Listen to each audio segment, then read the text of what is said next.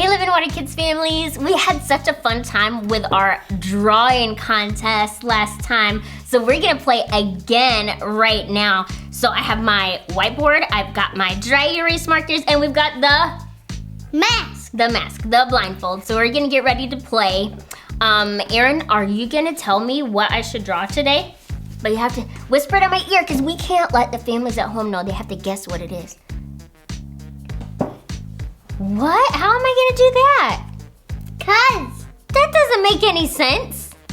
I don't think I can draw that. Can you give me something else? No. Okay, I'll draw this. Okay, you ready? It's like this. It's like a rectangle? It's like a skinny square. Okay, all right, here we go. I'm gonna have less than 30 seconds to see if I can get it done. Okay, let's see.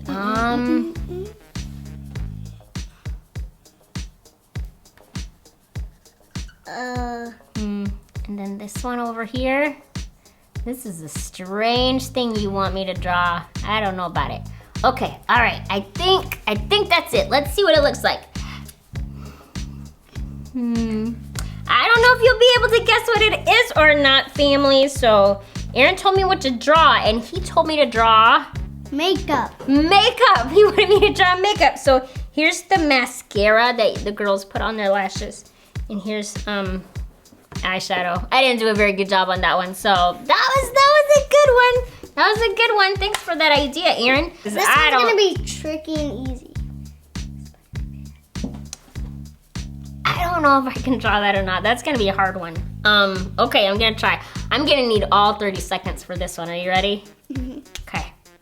All right, here it goes. Dad, we done it. We shouldn't have done a video. When mom gets that thing wrong, she has to get sprayed with that thing. What thing? With what? What am I gonna get sprayed with? What are you talking about? The sprinkler? What? No, I don't like these ideas happening while I'm blindfolded right now. Mom, I don't think that's a good idea. That kind of looks like Venom. What? Cause That must mean I'm doing great. Don't tell the kids any hints.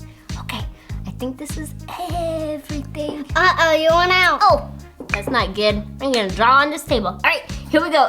Oh. See, it doesn't look like Venom. You actually draw Venom. I don't know if this is a very good picture of what I was supposed to draw. Spider-Man kind of turns into Venom. Yeah, I guess he does. This was supposed to be a drawing of Spider-Man. I think I nailed it. It's pretty good. Here's his webs coming out everywhere, and he's got a giant thumb. I think that totally makes sense, right? This one's gonna be a hard one. A what? Oh, that's a good one. All right, I'll do this last one, okay? We can't do any more after this, so You this said will be three our more. last. 3 more? Oh, that's so many. All right, so we did 1 and 2, and this will be our 3rd one. Okay, we're gonna do 1 more. I'm gonna hurry up and erase it. All right, I'm gonna get to drawing it and see if you guys can guess what it is. Oh, that's too far. Okay, let's see. Oh, that's the hugest body. Is it? Yeah. I must have done pretty good then. That's a dinosaur arm. It is? It has 2 fingers.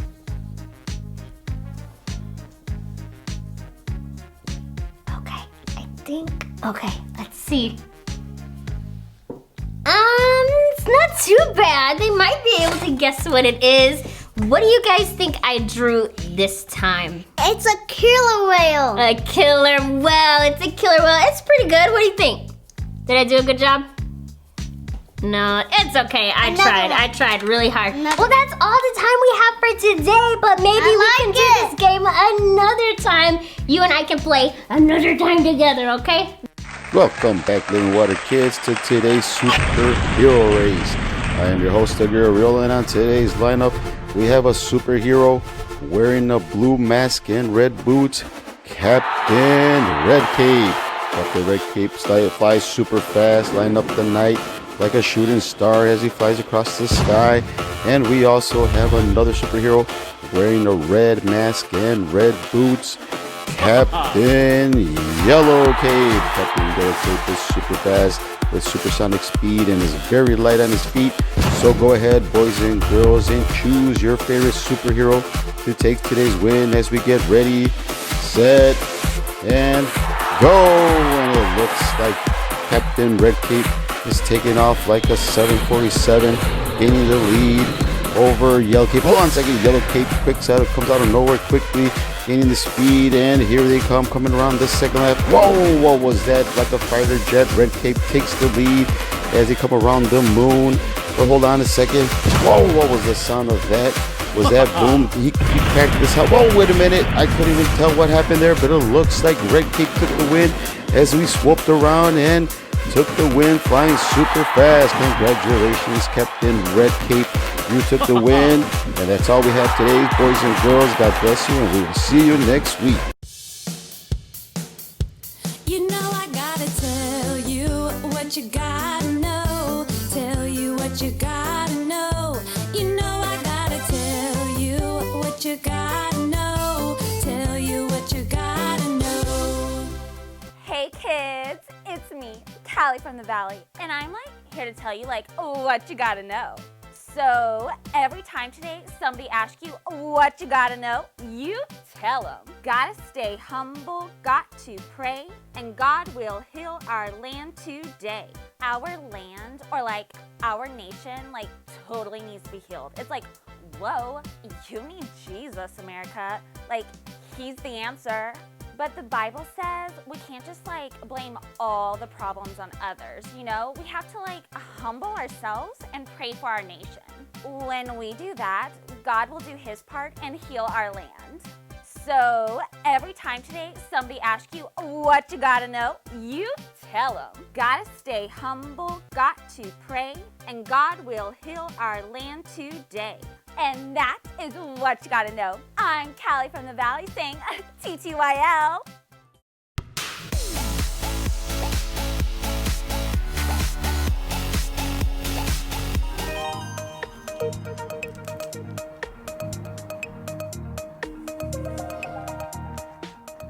Hey, how you doing, buddy? Sorry I was late. You ready to get into the day's training? It's about time you showed up. Hey, sorry. I said I was sorry. I was teaching a Yorkshire Terrier how to cook a grilled ham and cheese. Well, sorry isn't good enough.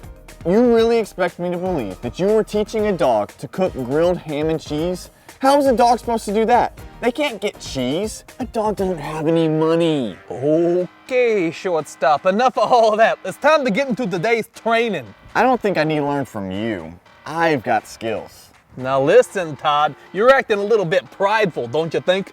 What do you mean? Well, it sounds to me like there's not a lot of humility there. You think you're all that in a bag of chips. Let me ask you this. Did you think to pray to God before your tryouts the other day? Well, no. Well, it sounds to me like basketball skills aren't the things you need to learn today. You need to be learning the same lesson that the kids are learning. What's that? How to humble yourself and pray. I promise you, there's a lot you can learn if you just listen up. Okay, I will. I promise. Ah, that's what I'm talking about. Promise. It's all about a promise that God will keep as long as we humble ourselves and pray. And it's not just a promise for us, it's a promise for the whole country. Wow. That's right. If we want God's game plan for our country, we gotta humble ourselves, pray, and turn from our wicked ways. Now in the meantime, let's work on some dribbling, okay? Now the first thing you gotta do with dribbling is you gotta get a lot of spit going in your mouth.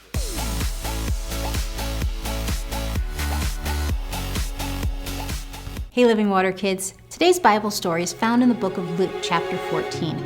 Jesus had been invited to a banquet at the home of one of the Pharisees. Now, this happened a lot during Jesus' lifetime. The Pharisees were the religious leaders of the time.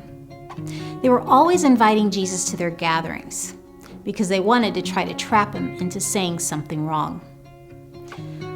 While Jesus was at the banquet, he noticed that many of the people were trying to sit as close as they could to the head of the table. Now, they were doing this because those were the important seats of the day. The closer you sat to the head of the table, usually where the host of the banquet sat, people thought you were important. Jesus began to teach them something important in that moment. He said, "Don't sit in the seat of honor. Instead, take the lower seat." Jesus was encouraging everyone to sit at the lower position and let others take the better seats. But that totally went against the way everyone thought at that time.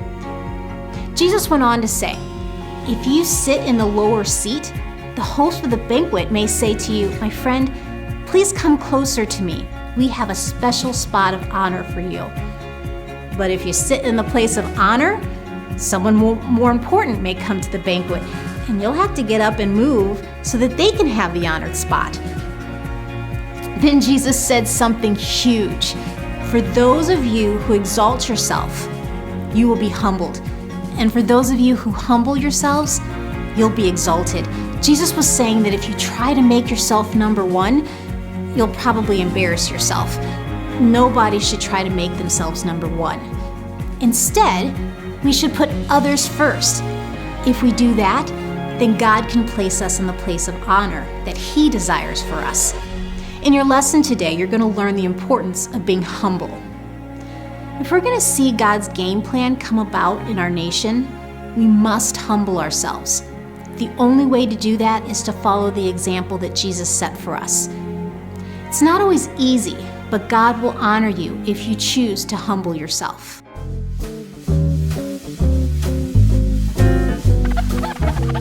Why, hello everyone! My name is Rachel Teese, but nobody goes by Rachel anymore, so you can just call me Teese. Now, I've just been working on my newest painting, but my hands are getting so tired, I need a break. So why don't you help me with today's power verse? See, the problem is I sleepwalk at night, and last night I was painting today's power verse, and I started using pictures instead of words. So I need your help to help me figure out what it's supposed to say. Let's take a look at it.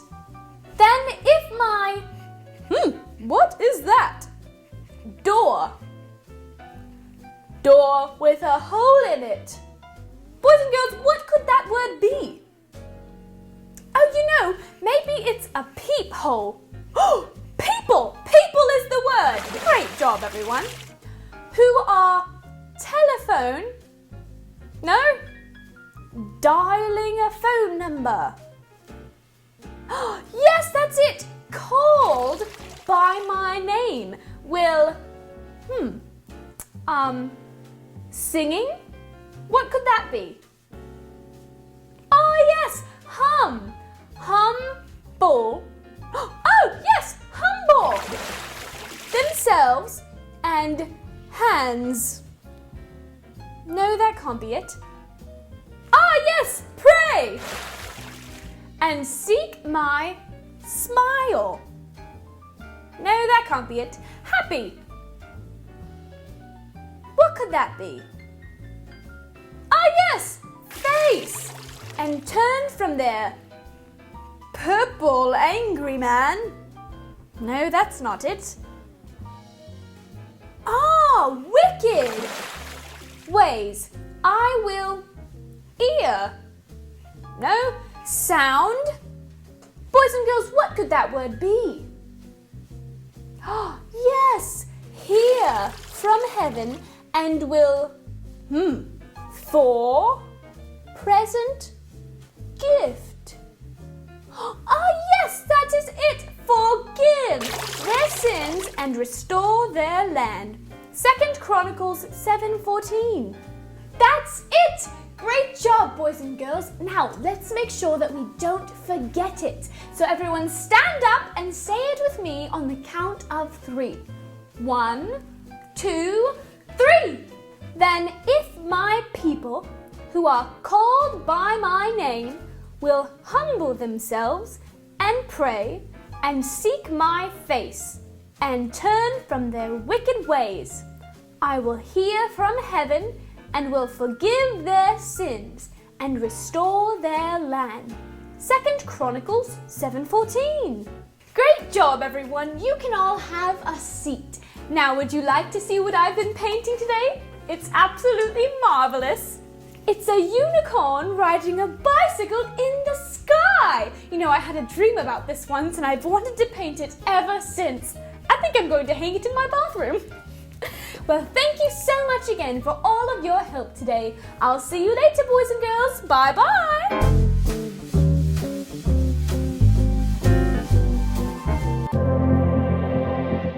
Today, we're learning several things that we need to do in order to bring about God's game plan for our nation. Why is this important? Well, it's important because sin is everywhere. We need God to heal and restore our nation.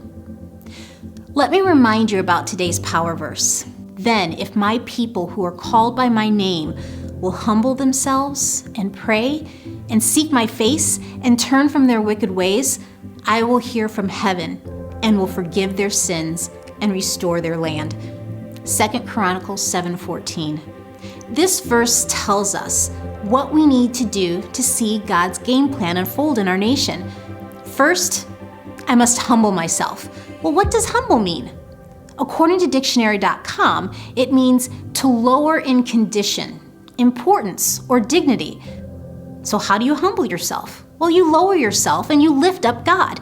You make God important. You make Him number one. In our Bible story, Jesus said, don't make yourself number one. Put others before yourself.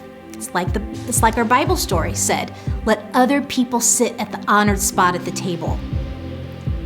The next thing that must happen in order for God's game plan to happen for our nation is I must pray. Well, why is praying important? How will you ever get to know God and what's important to Him if you don't spend time with Him? Let me tell you, you won't. Next, realize that I must seek God's face. When you don't know how to do something, you may ask a teacher, a parent, a coach. You may even Google or YouTube it. In life, you will face lots of situations you don't know how to handle, but you serve a God with all the answers. We can find answers by reading the Bible. It's our guide. When you don't have the answers to life's problems, seek God through prayer and His Word. The last thing to realize, if you want God's game plan to come about for our nation, you must run from sin. Sin has corrupted our world, but it doesn't have to corrupt you. Don't fall into the trap of sin. Do what Amos 5:15 says. Do what is good and run from evil so that you may live. If we want to see God hear from heaven and restore our land, you must do 4 things. Humble yourself, pray, seek God's face, and run from sin. If we all do these things, then we will see God's game plan come about for our nation.